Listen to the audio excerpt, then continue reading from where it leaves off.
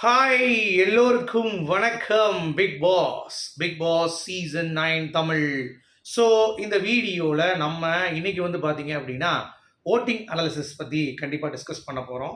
So ஓட்டிங்கில் யார் யாரெல்லாம் என்னென்ன பொசிஷனில் இருக்காங்க அப்படிங்கிறதை பற்றி டிஸ்கஸ் பண்ணிவிட்டு அதுக்கடுத்து நம்ம பார்க்க வேண்டிய வேலைகள் நிறைய இருக்கிறது அப்படிங்கிறது தான். ஏன்னா இன்னும் இன்னைக்கு முடிஞ்சிச்சு அப்படின்னா கரெக்டாக சொல்ல போனால் 17 நாள் தான். 17ஆவது நாள் கிராண்ட் ஃபினாலே இன்னைக்கு முடிஞ்சிருச்சுன்னா. ஸோ சட ரெண்டு வாரம் தான். ஸோ வெனஸ்டே ஆயிடுச்சு, சரிங்களா? ஸோ தேர்ஸ்டே ஃப்ரைடே நாளைக்கு வந்து ஒரே டாஸ்க் தான் போல். இன்றைக்கி 2 டாஸ்க்கு, நாளைக்கு ஒரு டாஸ்க்கு, அதுக்கடுத்து நியூ இயர் செலிப்ரேஷன், அதுக்கடுத்து வெள்ளிக்கிழமை ஒரு 2 டாஸ்க்கோ இல்லை 3 டாஸ்க்கோ வச்சு முடிச்சு விட்ருவாங்கன்னு நினைக்கிறேன். So ticket to finale winner யார் அப்படிங்கிறது நமக்கு சனிக்கிழமை சேதுபதி எபிசோடு அவர் கண்டிப்பாக தெரியும். ஸோ என்ன அப்படிங்கிறத பார்ப்போம். இந்த வட்டம் இஷ்யூஸ் வந்து நிறையா இருக்குங்க. ஒன்று விக்ரம் திவ்யா இஷ்யூ இருக்குது சனிக்கிழமை பேசுகிறதுக்கு. அப்படி இல்லைனா வந்து பார்த்தீங்கன்னா கமருதீன் பார்வதி விஷயம் இருக்குது.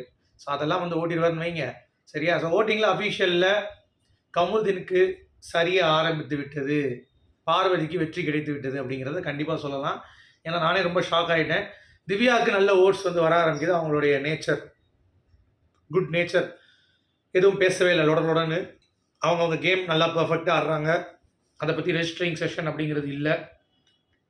அதனால் அவங்களுக்கும் ஓட்ஸ் வந்து இன்க்ரீஸ் ஆகிருக்கு அப்படிங்கிறது கண்டிப்பாக பார்க்க முடியுது. பாருக்கும் இன்க்ரீஸ் ஆகிருக்கு. வினோத் அவர்கள் தக்க வைத்து கொண்டிருக்கிறார். அந்த மாதிரி ஏகப்பட்ட விஷயங்கள் நம்ம வந்து டிஸ்கஸ் பண்ண போகிறோம், சரியா? ஸோ லைக்கு சப்ஸ்கிரைப் கண்டிப்பாக பண்ணிக்கோங்க, மறந்துடாதீங்க. லைக்கு சப்ஸ்கிரைப், அதுதான் நிறையா பேருக்கு இன்னும் வந்து இந்த வீடியோ சென்றடையும் அப்படிங்கிறதுனால இதை நான் கேட்குறேன். ஸோ அஃபீஷியலில் பார்க்குறதுக்கு முன்னாடி அன்அஃபீஷியல் வினோத் அவர்கள் 1,27,000 வாக்குகள், கிட்டத்தட்ட 28%. 128 பேர் வினோத் வந்து பிடிச்சிருக்கு, சரியா? ஆனால் அன்அஃபிஷியல் நான் இன்னமும் நம்பலை. ஏன்னா அது பாட்ஸ் வந்து ஓட் பண்ணலாம், மக்கள் ஓட்ஸ் கிடையாது. ஹாட் ஸ்டாரோடைய ஓட்டு தான் ரொம்ப முக்கியம். ஸோ அதில் வினோத்துக்கு இருக்குங்கிறது தான் எனக்கும் தோணுது. ஏன்னா அதுதான் வந்திருக்கு, ஓகே. ஆனால் அவருக்கு வாக்குகள் சரியுதுன்னு போட்டிருக்காங்க, டவுன் ஆரோ, ஓகே. ஸோ சரியுது, வினோத்துக்கு வந்து ஸ்டேபிளாக இல்லை.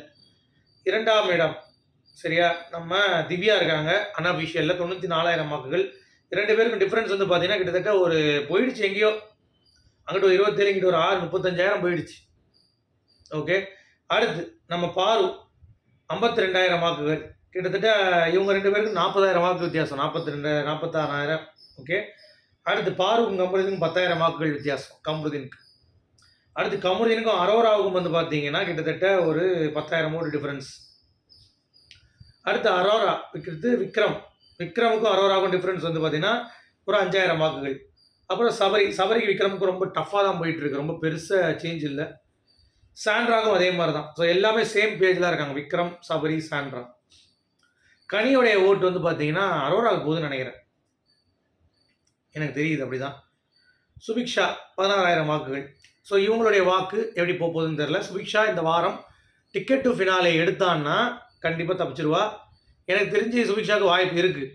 ஏன்னா 5 டாஸ்க் முடிவில் 22 பாயிண்ட் எடுத்திருந்தாங்க. ஸோ அடுத்து வர டாஸ்க்லாம் நல்லா எஃபர்ட் போட்டாங்க அப்படின்னா கண்டிப்பாக சுபிக்ஷாவுக்கும் வாய்ப்பு இருக்குது. ஸோ பார்ப்போம். எனக்கு தெரிஞ்சு சபரி இல்லை கமருதீன் தான் வெட்ட வெளிச்சமாக தெரியுது. கமருதீனுக்கு ரெட் கார்டு இருக்குமான்னு சொல்லி கேட்டிங்கன்னா கண்டிப்பாக இனிமேல் கொடுக்க மாட்டாங்க, அவ்வளோதான். ஏன்னா இதில் பார்வதியோடைய பிஹேவியரும் வந்து பார்த்தீங்கன்னா ஜஸ்டிஃபைடாக இருந்தாலும், ஒரு பக்கம் அவங்க ட்ரிகர் பண்ணியிருந்தாலும், அவங்க வந்து நல்லா பழகியிருந்தாலும், 2 பேரும் வந்து லவ் பண்ணி தெரிஞ்சிருந்தாலும், மோர் தேன் ஃப்ரெண்டு பண்ணியிருந்தாலும், திடீர்னு வந்து அவன் டாக்ஸிக்காக பிஹேவ் பண்ணுறான் அப்படிங்கிறது இப்போ மட்டும் பண்ணல. அவன் கமருதீன் எப்பயுமே டாக்ஸிக்காக தான் பிஹேவ் பண்ணுறான். எப்போயோ கொடுத்துருக்கோம் ரெட் கார்டு, இது வரைக்கும் வச்சுட்டு வந்ததே பெரிய விஷயம். அதனால் திருப்பி அந்த ரெட் கார்டெலாம் வச்சுட்டு சேதுபதிலாம் அது ரெட் கார்டெலாம் போவாங்க, அதெல்லாம் வந்து வாய்ப்பே கிடையாது, ஓகே. பட் கமருதீன் எவிக்ட் ஆகிறதுக்கு வாய்ப்பு இருக்கான்னு கேட்டிங்கன்னா மேபி அப்படி வேணால் தூக்கலாம். ஏன்னா அந்த குமரனுக்கு லீடு கொடுத்துட்டாங்களாம்ல சீரியலில். ஸோ அது வந்து ஒரு 2 வாரம் ஓட்டிகிட்ருக்காங்க. இப்போ போய் கரெக்டாக இருக்குன்றதுக்காக கமருதீனை தூக்குறதுக்கான வாய்ப்புகள் மிக மிக அதிகம். ஏன்னா கமருதீன் டிக்கெட் எடுத்தான்னா கமருதீன் உள்ளே போயிடுவான், டிக்கெட் எடுக்கலன்னா வெளியே மகாநதி சீரியலுக்கு வந்துடுவான்னு நினைக்கிறேன். ஸோ இதுதான் வந்து பாயிண்ட்டு. மற்றபடி இந்த டாஸ்கில் நல்லா பெர்ஃபார்ம் பண்ணுறதுனால அரோராவுக்கு வாக்குகள் சேரும். திவ்யாவுடைய வாக்குகளும் அப்போ தான் இருக்குது, ஓகே.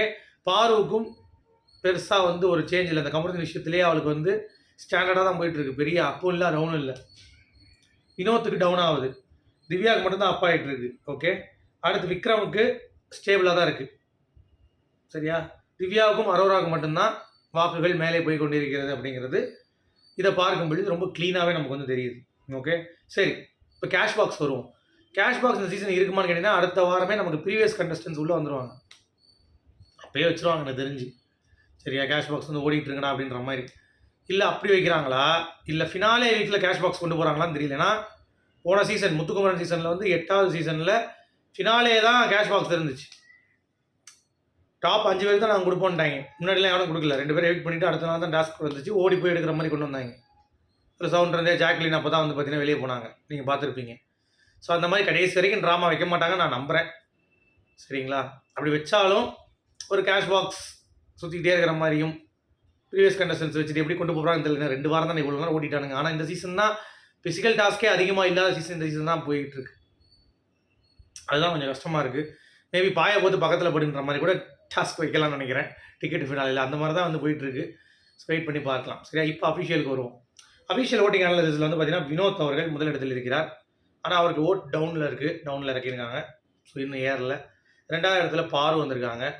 சரியா, ஸோ அவங்களுக்கும் ரேட்ஸ் இந்த ஏரில் ஸ்டேபிள்னு போட்டிருக்கான். 3ஆம் இடத்துக்கு திவ்யா முன்னேறி இருக்காங்க. நேற்று 5ஆம் இடம், இன்றைக்கி 3ஆம் இடம்ங்கிற பெரிய எழுச்சி. ஏன்னா விக்ரம் வந்து நேற்று தன்னுடைய தவறை உணர்ந்தவனே திவ்யாவுடைய அதுக்கு ரெஸ்பான்ஸாக இருக்கட்டும், திவ்யாவுக்கு அந்த 6 மணிக்கு அப்படின்றத விட்டுட்டு டாஸ்கில் வந்து ஃபோக்கஸ் பண்ணுறதும், நியாயமான நிறைய விஷயங்கள் வந்து போன வாரம் இந்த வாரம் வந்து பேசியிருக்காங்க அப்படிங்கிறது பார்க்க முடியுது. ஸோ அதனால் ஓட்ஸ் வந்து பார்த்திங்கன்னா இன்க்ரீஸ் ஆகுது. 3வது இடத்துல திவ்யா இருக்காங்க. 4வது இடத்துல விக்கல்ஸ் விக்ரம். ஓகே, ஸோ 4வது இடத்துல விக்கல்ஸ் விக்ரம் இருக்கார். 5வது இடத்துல நம்ம கமருதீன் இருக்கார் அப்படிங்கிறது தான். ஸோ கமருதீனுக்கு 3லேருந்து 5 ஆகிட்டார். அந்த பொசிஷன் வந்து திவ்யாவுக்கு வந்திருக்கு அப்படிங்கிறது பார்க்க முடியுது. விக்கல்ஸ் விக்ரமுக்கும் ஓட் டவுன் தான் வருது. திவ்யாவுக்கு மட்டும்தான் அப்பில் இருக்குது. ஓகே, ஸோ எனக்கு தெரிஞ்சு அரோராவுக்கும் அப்பில் தான் இருக்கும். அரோராவும் அவருக்கு பெரிய டிஃப்ரென்ஸ் இல்லைன்னாங்க.